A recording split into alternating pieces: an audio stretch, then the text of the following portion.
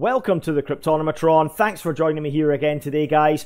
This is a continuation of our Korean crypto week here on the Cryptonomatron channel. Today we're doing an ICO review on Sentinel Protocol. So before we get started on the ICO review, if this is your first time watching the channel and you haven't already subscribed, please go and do so now by clicking on that subscribe button and click on that bell notification icon as well, so you'll get notified as soon as we upload new content and as soon as I go live. Thanks for doing that. It's much appreciated. Now let's get on with the review. So what is Sentinel Protocol? Well, you can think of it this way. It's like antivirus for cryptocurrencies. And yeah, that's pretty much what it's like. It doesn't work exactly the same. Obviously, it is blockchain based, but it's crowdsourced. It's going to be a threat intelligence platform, and it's going to protect you as a cryptocurrency user against hacks, scams, or frauds. So before we get into the competition, I just have to say the website looks fantastic. They've had a little bit of a spruce up on the website recently, and it really looks great. And we'll just have a wee scroll down so you can see what I mean. Everything is so clear, exactly what a website, especially you know, a cryptocurrency website, an ICO website is all about. You know, it really is. It just defines everything very, very clearly, easy to read, lovely graphics. It's a beautiful site. What can I say? The previous one wasn't too bad either, but this one is really, really nice. It's laid out very simply, doesn't try to do anything stupid. Yeah, amazing. I mean, look at it. It just really is lovely. So congratulations to whoever designed that, because you've done a great job, mate.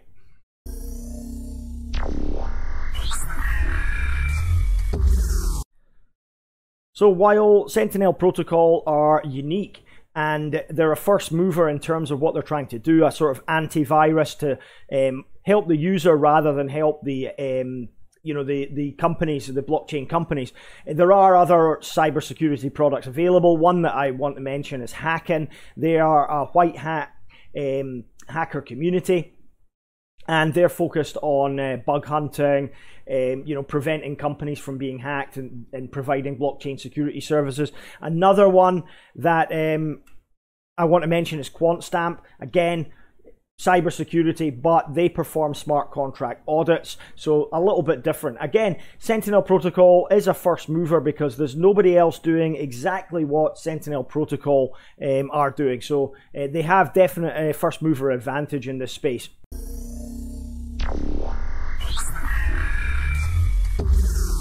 So let's look at the problems Sentinel Protocol want to solve, and they are quite important. The first thing is the focus of cybersecurity in cryptocurrency generally is on the companies and not on the end user. So, you know, the focus is the wallet secure? Is the exchange secure against hacking? Is the smart contract secure against hacking? We see QuantStamp, for example, auditing smart contracts. That's what they do. But there's no focus on what the users are doing and how to protect them from hacks. So it's only the software that is really being focused on, and not the end users or what they are doing. So users may be utilizing poor quality security software or even inferior hardware, and you know, they may not have the expertise to protect themselves against their vulnerabilities. And of course, blockchain technology is always evolving, always adapting, and threats are no different. Threats are adaptive as well. Threats are adapting and evolving to meet their new challenges, so to speak. So scams and cybercrimes, as we know, ongoing threat, always happening, and are a growing problem as well, because it's an easy way for people to make money. If you are a coder, a developer, a hacker, then you can make money easily from scams and cybercrimes, and it's a very easy crime to get away with if you can cover your tracks, and it's easier to cover your tracks over the internet than it is in the real world, so to speak. Ransomware, another growing problem. They estimate that ransomware will result in a loss of about $17.36 billion US by the year 2021. That is phenomenal. And again, ransomware is a very, very growing problem for the end user. There's ongoing code vulnerabilities in smart contracts, in different blockchain technologies. We saw ERC20 tokens being subject to the batch overflow vulnerability most recently. And again, this is an ongoing battle. And then The final problem is the difficulty of keeping decentralization because it challenges an individual's responsibility. Many people don't want to be responsible, and at the core of the ethos of decentralization is that people have to take responsibility for their own actions, and many don't. So having a antivirus type of protection to protect the individual is of utmost importance.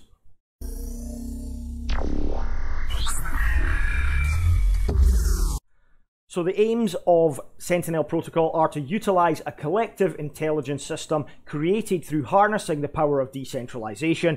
Sentinel Protocol combines cryptographic functions and intelligence-based threat analysis algorithms to create a secure, innovative ecosystem. But what does all that really mean? So back in 2016, Patrick Kim, who's the founder of Uppsala Foundation, had 7,218 Ether nicked due to a vulnerability in the Gethmist wallet. It's often called the Gethmist hack. You can do a wee Google on it if you want to know more about it. But basically, this hack was a major problem at the time. It increased awareness among cryptocurrency users, clients, about security on the blockchain, and people learned the hard way. Patrick Kim learned the hard way. He lost his Ether, and he understood then that blockchain couldn't guarantee security for himself and for his digital assets. So after he got hacked, Patrick obviously started to ask himself the question, what if he put threat data and cybercrime info on a blockchain? So Sentinel Protocol is building a crowdsourced threat intelligence database on the blockchain by leveraging its consensus and incentive system. Now, what that really means is they're going to build up a lot of information, put it on the blockchain, and they're going to get the information from you guys, from companies, from all different kinds of sources, crowdsource it effectively, and they're going to incentivize you to give them that data by giving you a reward. That's basically what it means. Now, the Sentinels are a group of cybersecurity experts and organizations, and they will include ethical white hat hackers who will be rewarded for their security contribution. So if you're wondering where the name Sentinel Protocol comes from, well, we've heard of the Sentinels in the Matrix. Sentinel means a soldier or guard whose job is to stand and keep watch and protect, basically. So those Sentinels in the Matrix were to protect the Matrix, and they also were in the X-Men as well. If you're not familiar with Marvel Comics, they were to protect humanity against the threat of mutants, I believe. So that's basically where the name Sentinel comes from.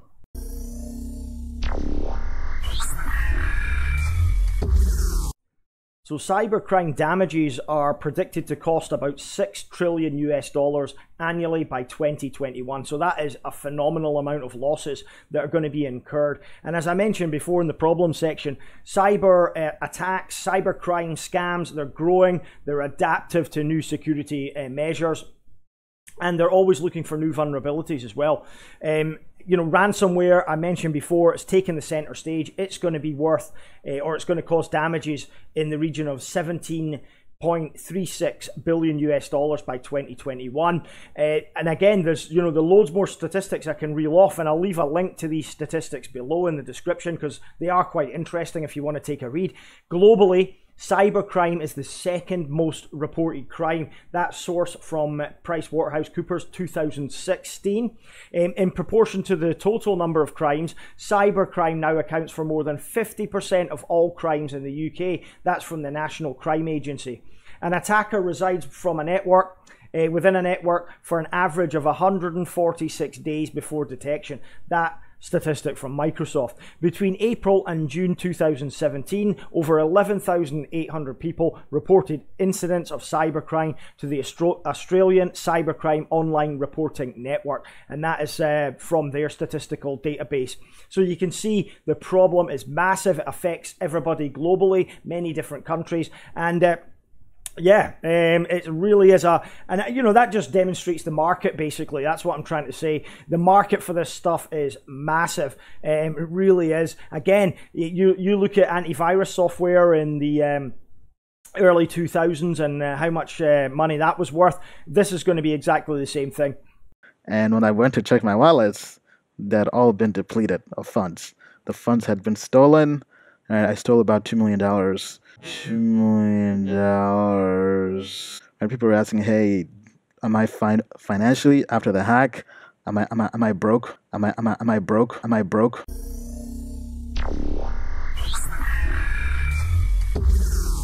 So Sentinel Protocol is being built on the ICON platform. ICON, of course, being the Korean platform, blockchain platform. They intend to create one of the largest decentralized networks in the world by building a platform that allows various different blockchains to interact with each other via smart contracts.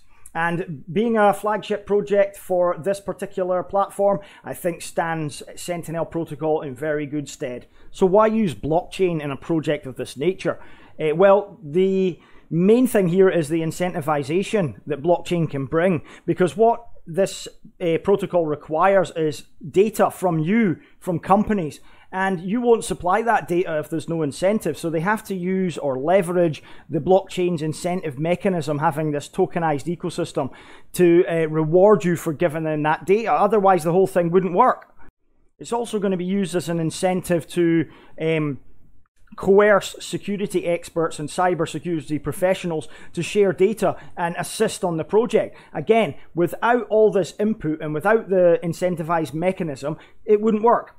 So the project is going to be partially open source. Some of it will be published to GitHub, and that's to provide transparency and trust, but they can't publish it all, so some of it will be private, and that is in case their security is compromised. Now, they're using a delegated proof of stake consensus algorithm with a peer review system.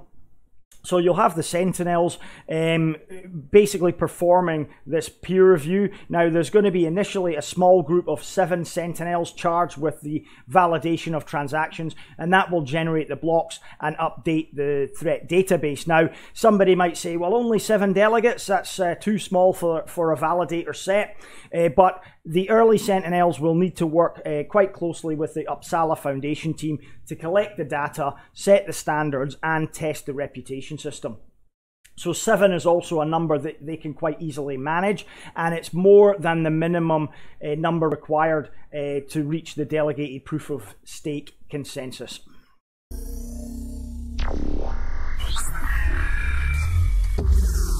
So there are 3 core features that Sentinel Protocol provides. The first one is the Sentinel portal. Now that will report hacking incidents. It will also crowdsource the security news, advice and tips, and it will also get the threat data that's being validated even by the Sentinels. The second part is the S-Wallet. That's going to be powered by machine learning or artificial intelligence, if you like. It's going to filter against wallet addresses with a history of scams, so it will basically blacklist them. It will filter out malicious URLs, URIs, and malware as well, and it will also be on the hunt and detect abnormal behavior. The third part is the distributed malware sandboxing, or de-sandboxing as they call it, and that will test for suspicious and unidentified files and links. It will augment threat tests and simulations. It will run virtual machines on decentralized nodes, and it will also generate incentivized threat vector as well. So at the backbone of the Sentinel Protocol is what they're calling the Threat Reputation Database, the TRDB, and that collects all the threat data from all the sources, including cryptocurrency exchanges, wallets, payment services, IT and security companies, you name it. It gathers the data from all these different sources. So it operates on the blockchain, obviously, and that will guarantee it some data integrity, but also it is procured by what they call this collective intelligence.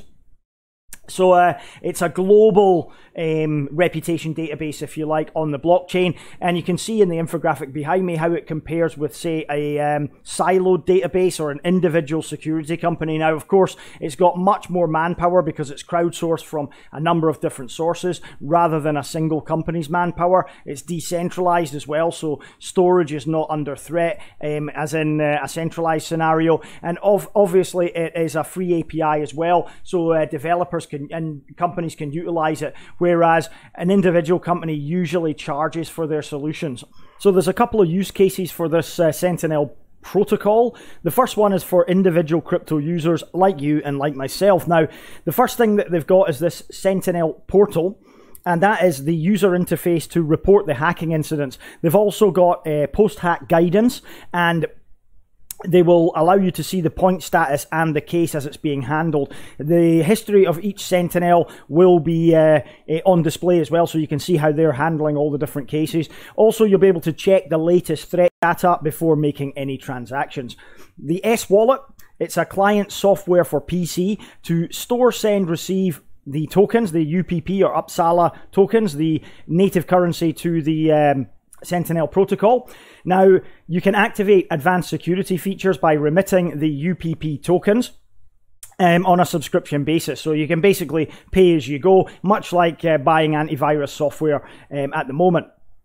You can also activate machine learning and the distributed sandboxing feature as well. There will be other advanced security features that will need a subscription, and you can participate as a distributed sandboxing node as well. The second use case is for crypto payments and exchanges. Now, the first feature here is the CERT, which is Computer Emergency Response Team Outsourcing. And that will involve case handling experts, an anti-theft system, malformed transaction prevention, and a fraud detection system as well. The second feature is Global Alliance as Sentinels, and that will include exchange of threat information, real-time alert service, Sentinel point rewards for data contribution. The third is Safeguard Cryptocurrency, and that will have a hacker or scam address filtering feature, an extra layer of end user protection, and also an element of brand protection and reputation management. So the final use case is for IT companies and security companies. It will include the CERT, the Computer Emergency Response Team Outsourcing, again, for detection log management and preliminary, if I can get that out, data analysis. There's also going to be less reliance on signature updates, so an automatic data send and receive feature from the database. There will also be a real-time data update as well, so it's always updating, and Sentinels will act, again, as a global alliance to exchange threat intelligence, and there will be point rewards for Sentinels as well for contributing the data.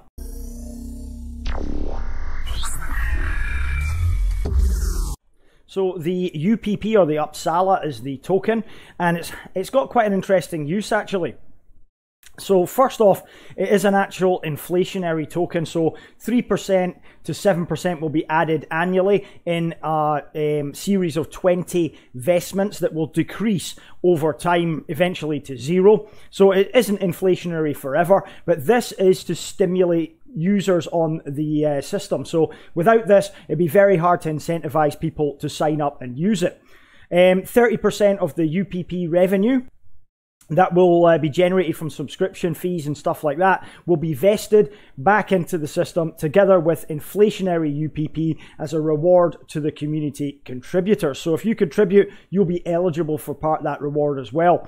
Now, it will be used, as I mentioned, to pay for services and the subscription fees on the SIPB, which is the blockchain, and it will also be used to pay for the Sentinel's help. So if you need a little bit more advanced services, personal service, for example, a consultancy from one of the Sentinels, you can pay for them in UPP. Also, usage fees can be collected by smart contracts. So for example, on a decentralized exchange such as Kyber Network, they can collect UPP fees using a smart contract. And this is the token that will be tradable on the external exchanges after the ICO is complete as well. Now, there is another, it's not exactly a token. They call it a Sentinel point, and it has a use within the ecosystem as well, as that's what you will accrue for performing tasks and also as part of your reputation as well. So it can be only acquired by the proof of protection, and what I mean by proof of protection is actually engaging in the community, reporting scammers' addresses, IP addresses, emails, wallet addresses, that type of thing. But these reports have to be validated manually by the Sentinels. Now, when they validate them, then you will basically receive a reward in Sentinel points, and the Sentinels are basically the thing that stops people from gaming the system and submitting false reports. S-Wallet holders can do your proof of protection by de-sandboxing computation, so any wallet holder will be able to earn. And they can be accrued by indirect contributions to the Sentinel Protocol community, such as translating an article, publishing an article even, that's related to either Sentinel Protocol or cybersecurity matters as well. The Sentinels themselves will get the points according to the report analysis and also the user's reputational vote too. And these Sentinel points, and this is probably the most important part of this, they can be held for the vested UPP tokens. So as I mentioned before, a lot of these tokens, the inflationary tokens and the rewards will be vested, and then you can exchange these Sentinel points for them later on.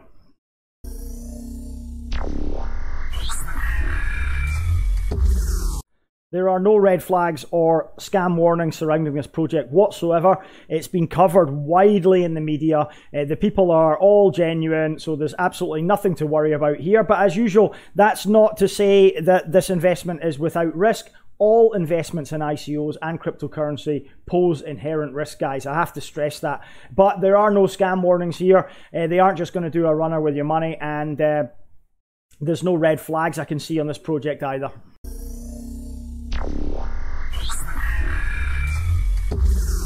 So token sale details now, and the token sale is not open for citizens of the United States of America unless they're accredited investors.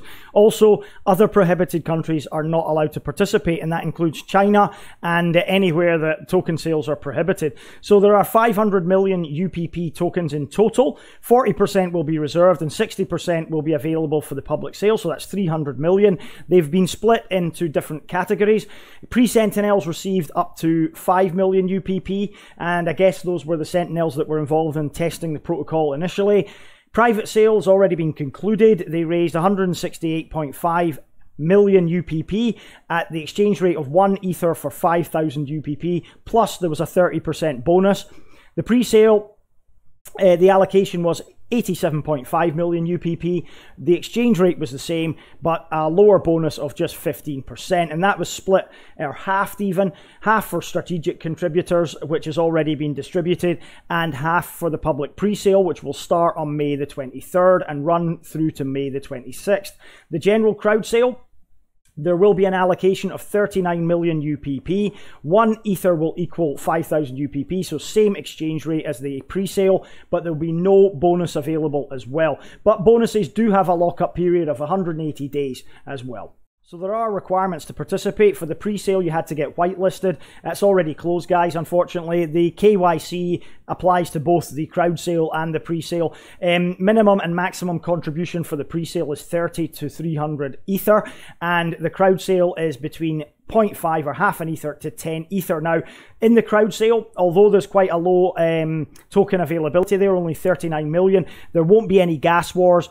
Everybody will get a fair crack of the whip and be able to contribute as well. So that's pretty good.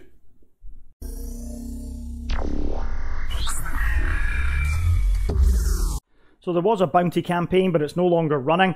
It was actually quite generous. Everybody who applied for it and was accepted got 5,000 UPP tokens, so an Ethereum's worth, if you like. There was a limit, though, to 300 individuals or organizations, and the participation criteria was fairly steep in comparison to other campaigns. You had to have a certain criteria on your, say, your YouTube channel, your Twitter account, Facebook page, etc.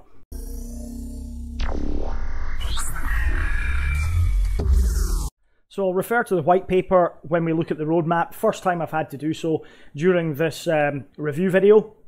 They opened the company in January in Singapore. Obviously, Korea wasn't that receptive to ICOs launching in their jurisdiction. Until now, of course, that's being relaxed. They are actually well underway. They have a demo already. There's a video, a link to it above, of the Uppsala protocol demo that's now called the Sentinel Protocol. The prototype beta test happened back in February. Testnet launched with the token issuance back in March. Phase 2 will happen in June and July. There will be a public SIPB. SIPB is Security Intelligence Platform for Blockchain, and that will be released in June. The Sentinel protocols will also have their portal open then as well. And then the mainnet launch will happen in July. So we're not far away at all, quite short. Moving forward, phase 3, self-purification. We've all done that sometimes after a little bit too much drink. That's going to happen in November. Machine learning engine beta test will start, and in December they hope to release that with the distributed sandbox release as well. Phase 4 will happen in 2019. It's called self-evolution, and something we're all striving for. And machine learning based fraud detection system will be released onto the mainnet. So not a lot of details, but again, it's not a long roadmap by any standards of the imagination.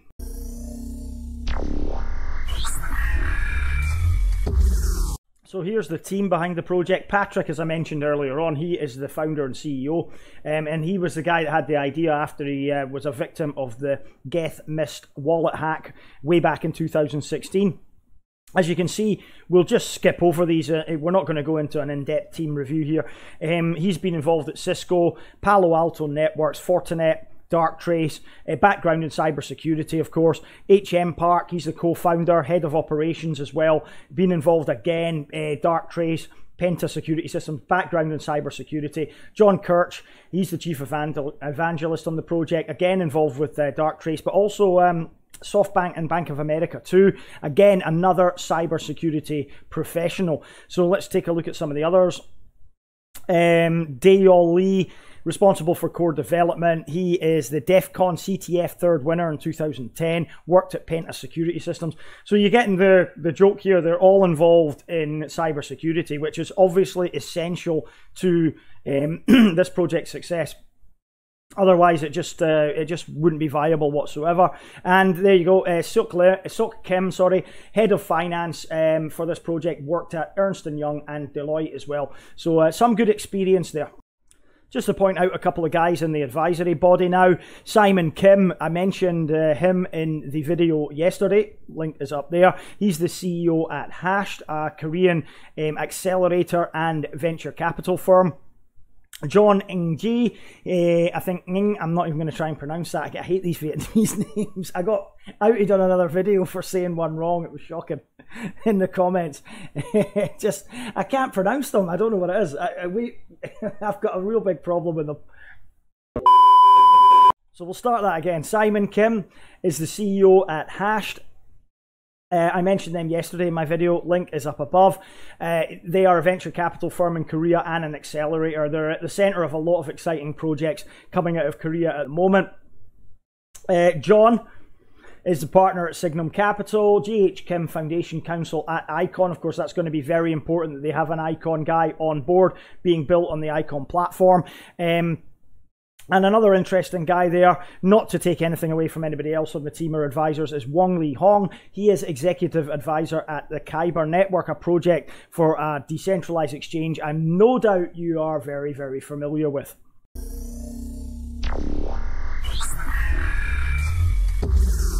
So let's look at the partnerships behind this project. Now, this project has a lot of capital investment already. As I mentioned in the ICO section, a lot of the tokens have actually been reserved for strategic partnerships, early investors. So a lot of them have gone to these venture capital firms like Hash that I mentioned in my video yesterday, and many, many others, and that's only 6 of them. There are many, many more than that have invested already into this particular project. Now, the partnerships are impressive here as well. Obviously, Icon, they're being built on the Icon platform, so they are a very, very important key partner for this project. Kyber Network as well, decentralized exchange. Coin Manager, another exchange as well.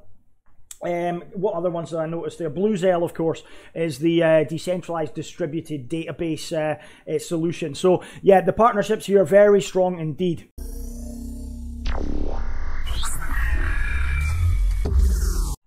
So the Sentinel Protocol project has a fairly good community support behind it. There are about 35,000 members on all their different language groups, including 32,674 members on their English-speaking group, which is by far the most popular.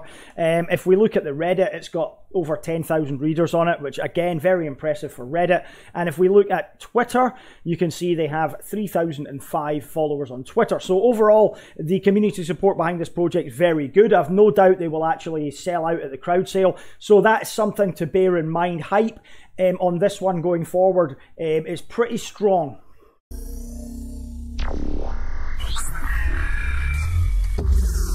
Okay, final verdict time, and first off, what are the positives I see in this ICO? Well, there are a lot of positives, not least of all, there is a prototype demo available. If you click on that little eye information icon at the top right hand side of your screen, you can actually watch the demo. I've linked through to it.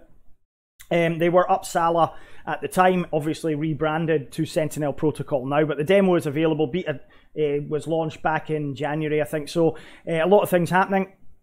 Number two, another important positive is they are a first mover. Nobody else is applying these kinds of solutions to cybersecurity.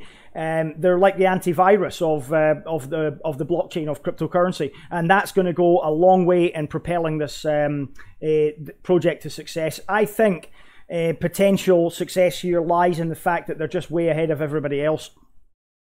Number three, it's an icon flagship project. A lot of interest will be on this to see how it performs, how the blockchain performs, how it actually stands up to the competitors based on the Ethereum blockchain and others as well. Number four, it solves real and pressing problems. The problems of cybersecurity, including hacks and ransomware especially, are not going away, and they need to be solved. So this is really at the heart of what could be very, very important in the future. And as I just mentioned, cybersecurity is a massive growing market, and it's worth trillions, guys. Make no mistake, there is a lot of money to be made here and a lot of opportunity as well. The branding and look of this project is on point. It's great. As I mentioned, the website redesign is fantastic. The logo's great. Everything's on point here. Everything looks the way it should in a project of this nature. And it already has hype and a large community behind it, which means, it's got demand. There's demand there. So this could potentially be an opportunity for investment. Number eight, vitally important to the success of this project is the team, and the team has the cybersecurity skills and backgrounds essential to make this a success. Without that, this project wouldn't stand a chance.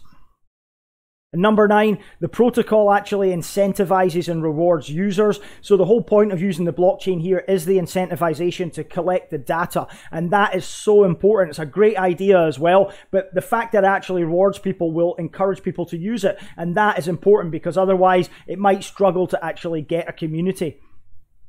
And number 10, it's got top-notch partners. Icon are partnered with it, Kyber Network, Bluezell. Yep, spot on. Number 11, there's been loads of capital investment here, and obviously where the capital investment, the venture capital money goes, a lot of money follows, and it's no surprise why. Because if you're a venture capital firm, you'll be looking at different projects to invest in longer term, and this is one of those projects. It's something special, it's something that could bring you a lot of returns, and that's why they're there, people, and that's why I'm interested in it as well. And number 12, use cases include not only the users, which are a fairly neglected bunch in cybersecurity as far as cryptocurrency is concerned, but also exchanges and companies too. So they're covering everybody. There's an advantage for everybody that uses this platform. It's an innovative idea, and it challenges the norm. It is really a different approach, having this decentralized data being gathered and having the manual verification of the data. Again, it's another innovative idea. It challenges norms of what we've expected, even in blockchain technology, recent projects from 2016, 2017. This is changing the game yet again. And number 14, it's a low token price. 1 Ether will get you 5,000 of these puppies, the UPP or Uppsala token, and it works out about 14 cents per token, so that's fairly low. So this, again, an opportunity for investment is presented here, and there's also a fairly low hard cap. If we take into account all the token prices and the metrics, I think it's around $22 million. I could be wrong with my calculations there, guys, so don't quote me on that. But I think it's still a fairly low hard cap for what's on offer here. So negatives now, and the first thing is ICON is a relatively untested platform. It isn't as developed, it hasn't been used as much as, say, Ethereum, which is the ubiquitous platform for developing your decentralized apps on top of. This is an untested platform, and it's a negative because we don't know how well it's going to perform. So there could be a risk involved there. We have to bear that in mind when contributing to this ICO. Number two, the inflationary model, I feel from an investment standpoint, could be a drawback in contributing to this ICO, because over time there are going to be more tokens coming onto the market over and above the initial 500 million. You have to bear that in mind. So that's going to add more tokens onto the market capitalization, more tokens onto the circulatory supply, and that could potentially affect your investment. So another thing to bear in mind.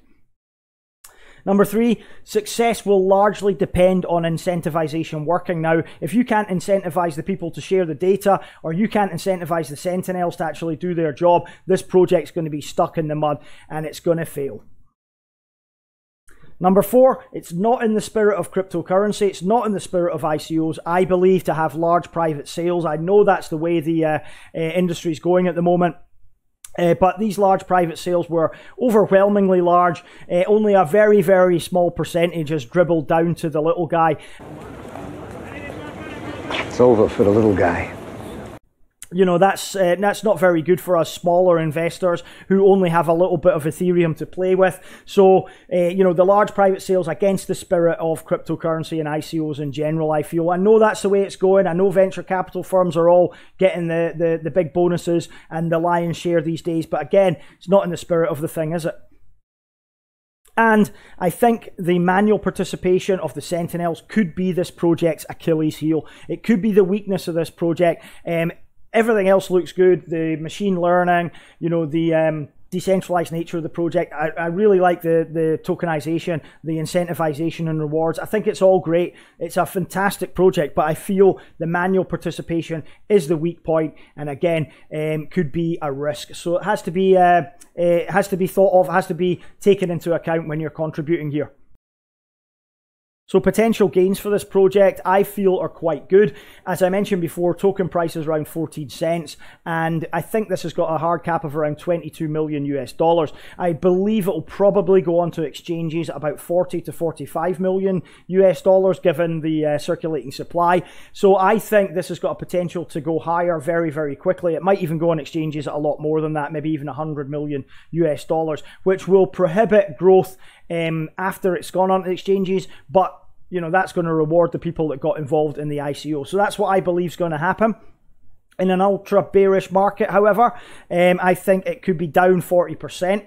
I don't think it's going to be particularly kind to this project. We've seen Hacken suffer in bearish environments. We've seen QuantStamp suffer in bearish environments. This will be no different. This will probably lose about 40% value if it's in an ultra bearish environment. In a bearish environment, however, I think it could tread water, maybe not lose anything, or maybe even just fluctuate a little bit, maybe 10% either way. In a bullish environment, things obviously improve a lot better for this project. I can see this at a 10x, 400 million US dollar market capitalization, easily achievable for this project going forward. With the short roadmap, we could see it within 6 to 18 months, I believe. A perma-bullish market, if things are going absolutely crazy, then 20x for this easily. I can see this 900 million, $1 billion market cap. And again, if it's successful, could go even higher than that, I believe. So for flipping, I don't see why not, guys. 14 cents, flipping, if it sells out especially, which I think it will do, there's no question of that. I think this presents an opportunity for you flippers, but it's not one that I would flip. Certainly, I see a longer term possibility here, an opportunity. This is going to be an easier gainer for patience. Patience will be rewarded here. If you sit on this for 18 months, 2 years, you'll get rewarded, I think, with a 20x, no problem whatsoever. So, final verdict time. What do I think? And I'm obviously bullish and positive on this project. That can be ascertained from my voice and mannerisms through the review. I've no doubt about that. And this project is a great project, guys. It really is. It deserves to be a success based on the idea alone. It's fantastic. It's innovative. It's clever. It's going to change the game as far as cybersecurity is concerned. And I'm giving it an easy 4 out of 5 stars here, guys. This is an investment opportunity that I'm going to participate in with no doubt whatsoever. You know, and I suggest that you take a closer look at it as well. Yeah, what a fantastic project, and I really enjoyed doing this review on it. It was interesting. The you know, some of the stuff behind the project, some of the features are going to be fantastic, and I'm going to use it probably as well as investing in the ICO. So great. So there you go, guys, the end of my Sentinel Protocol ICO review. I hope you enjoyed it. If you did, please give us a like. And if you haven't already, please subscribe to the channel and click that bell notification icon to get notified whenever I go live and whenever I upload new content. So that is the 3rd video in my Korean cryptocurrency week here on the Cryptonomatron channel. I will be doing another one tomorrow, so stay tuned for that. So thanks for watching. 감사합니다. 안녕. About $2 million. $2 million.